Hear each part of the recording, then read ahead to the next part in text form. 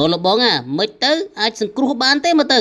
ចាំផ្លេតពងឆែកមើលកុំអាតរំខានស្ងៀមអារឿងបច្ចេកទេសមួយវាមិនចេះតែលេងសើចទេយើងត្រូវឆែកមើលវាបានល្អិតល្អន់សិនអានេះដាច់ខ្សែអស់អញ្ចឹងសង្ស័យតែខូចទេមើលទៅណែលបងបើថាធ្វើកើតមិនកើតប្រាប់កុំចេះតែរើរូអញ្ចឹងខ្ទេចរបស់ខ្ញុំអស់ហើយយេលបងនៅឲ្យស្ងៀមសិនមើលខ្ញុំកំពុងតែធ្វើការនេះកុំអារំខានហើយថាបើចេះជាងទេមកចូលមកធ្វើមកយេកំពុងតែមើលនេះផង